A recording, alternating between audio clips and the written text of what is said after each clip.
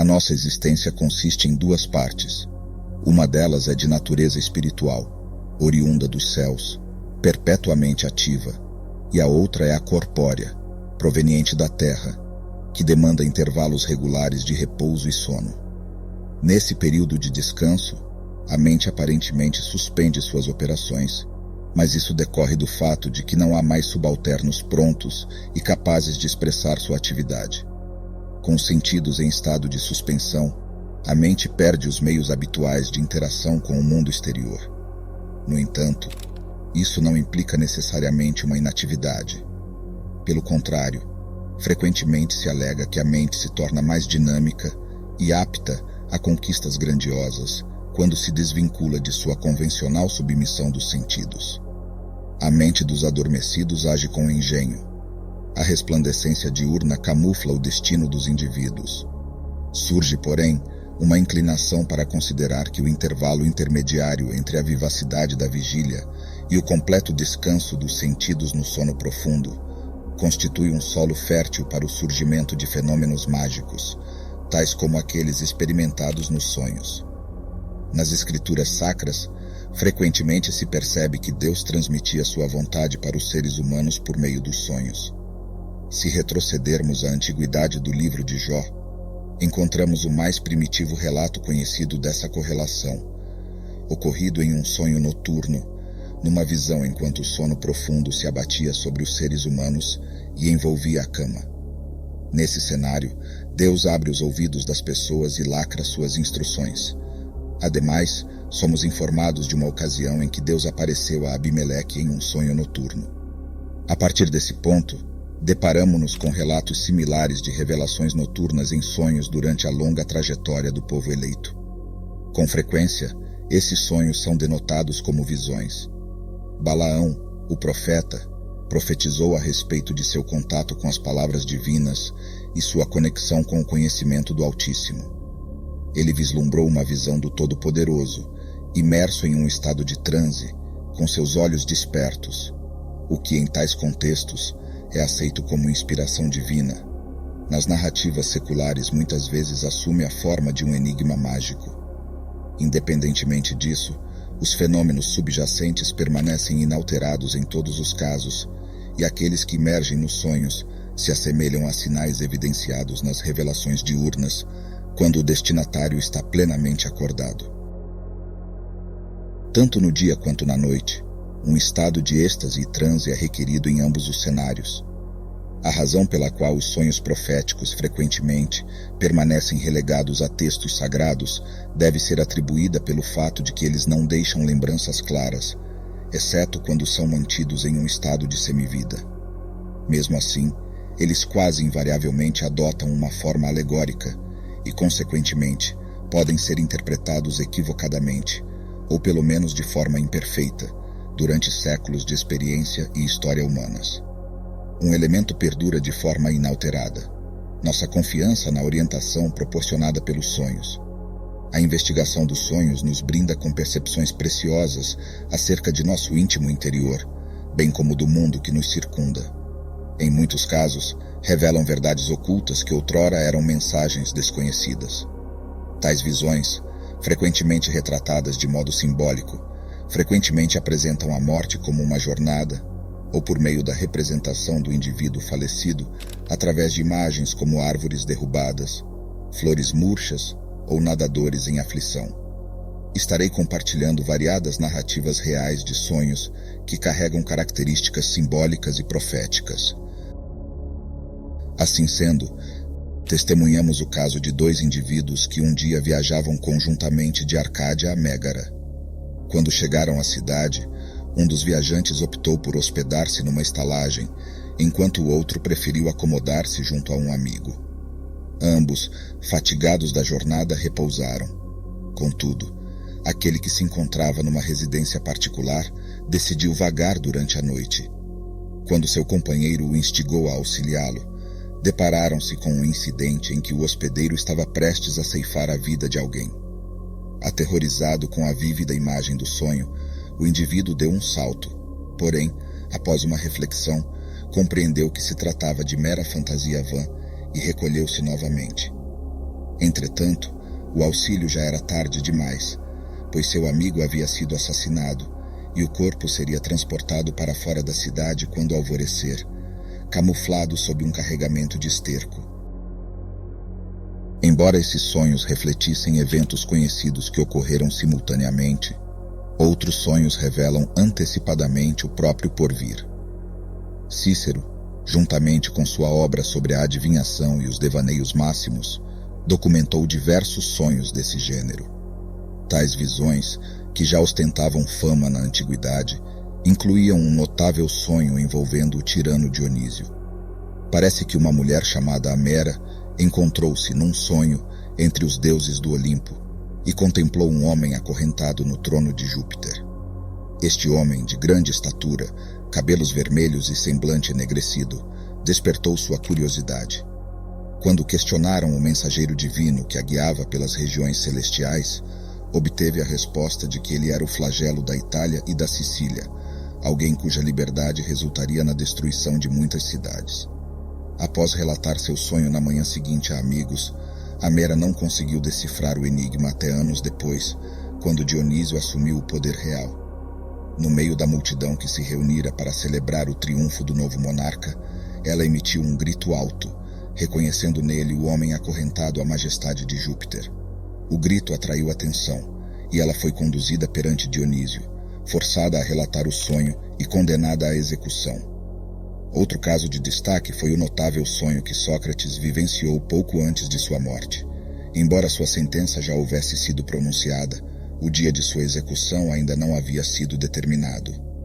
Quando Crito, um de seus amigos, se aproximou e o informou de que provavelmente seria executado na manhã seguinte, o ilustre filósofo respondeu com sua característica serenidade: "Se for a vontade dos deuses, assim seja.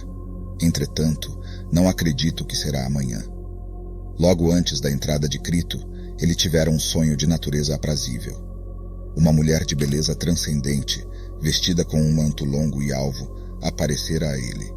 Chamou-o pelo nome e profetizou: "Em 3 dias retornarás à tua querida terra natal, Sócrates." A passagem para o 3º dia marcou o término de sua vida. Um número considerável de sonhos reputados como proféticos não passa de reflexo das impressões captadas pela mente durante o sono por meio de sensações corporais. Um inchaço ou inflamação, por exemplo, frequentemente prenuncia-se por meio da dor na região afetada do corpo, que a mente percebe por meio dos nervos. Essa dor impressa na mente acompanha o sono e, num sonho, assume uma forma familiar.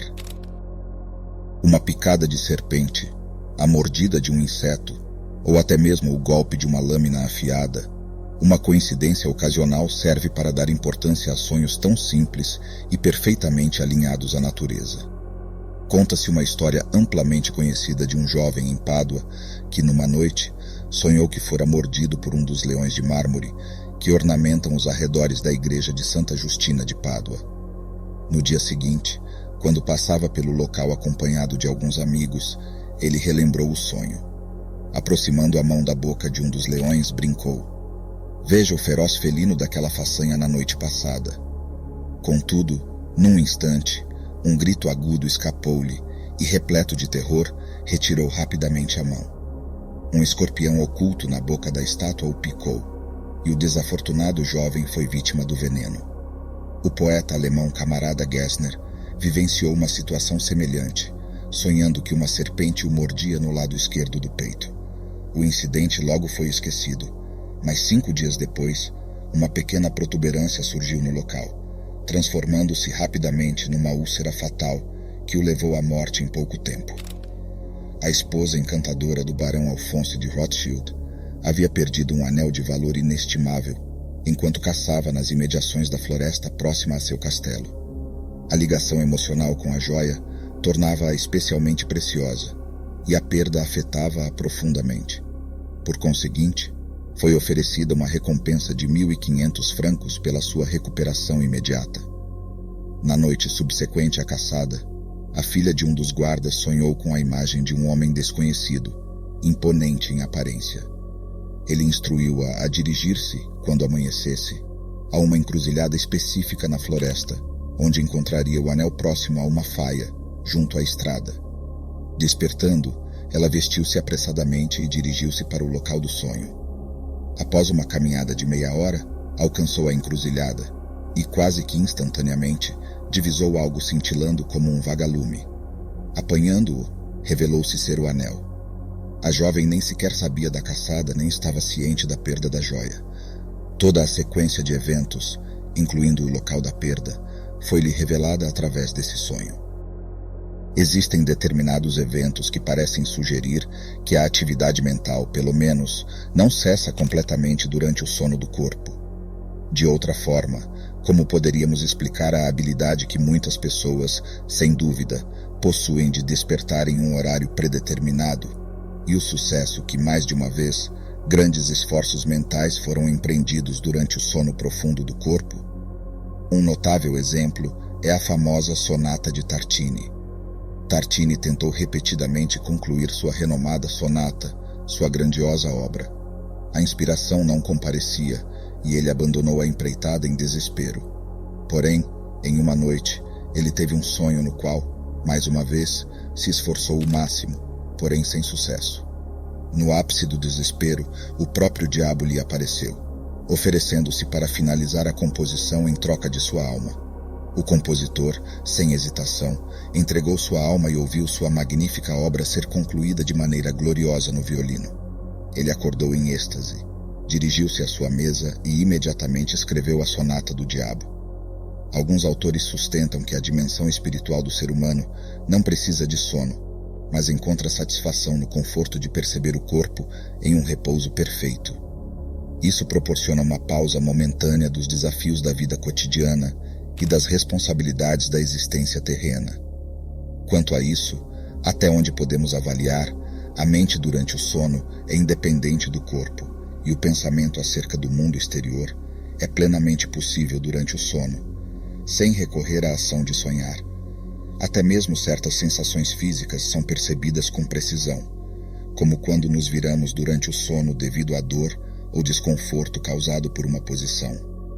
Não somente falamos em nossos sonhos, mas também rimos e choramos. Um ruído sutil, uma palavra murmurada, influencia a trajetória de nossos pensamentos e dá origem a novas imagens em nossos sonhos. Certas condições corporais e até mesmo pressões sobre determinados órgãos certamente resultarão nos mesmos tipos de sonhos. O espaço e o tempo naturalmente se dissipam, uma vez que só podemos mensurá-los com a ajuda dos sentidos, que permanecem inativos e, portanto, enfraquecidos. O fato de que, durante o sono, as imagens geradas pela nossa imaginação parecem realidades, enquanto as que concebemos quando estamos acordados são vistas por nós como meras ficções e, portanto, não sujeitas às regras do tempo, não deveria nos surpreender perceber que essa atividade da mente, privada dos meios comuns de comunicação por meio de gestos, sons ou ações, frequentemente busca expressão simbólica. Este é o núcleo de verdade subjacente à ampla gama de interpretações de sonhos, questões e desafios. Assim, eles podem manifestar-se como tempestades, tristeza e dor podem se refletir como lágrimas. Águas agitadas podem simbolizar sofrimento, e uma superfície de gelo lisa pode representar um perigo iminente. Um leito de rio seco pode prenunciar fome, enquanto flores belas podem antever grande alegria. Se estivermos dispostos a reconhecer uma categoria mais elevada de sonhos proféticos, tal percepção encontra respaldo desde os tempos de Aristóteles. Grandes escritores, teólogos e filósofos, todos eles, tentaram classificar os sonhos com base em sua natureza e importância. O eminente reformador Melanchthon, em sua obra sobre a alma, os dividiu em sonhos ordinários, destituídos de relevância, sonhos proféticos oriundos do indivíduo, dádivas do adormecido, sonhos divinos inspirados diretamente por Deus ou por meio dos anjos, e por último, sonhos demoníacos, como os ligados com o sabá das bruxas. O sonho é uma pequena passagem secreta nas profundezas mais íntimas e ocultas da mente, que se abre para aquela noite cósmica que foi mente muito antes que qualquer consciência do ego existisse e que permanecerá como mente, independentemente até onde nossa consciência do ego se estenda.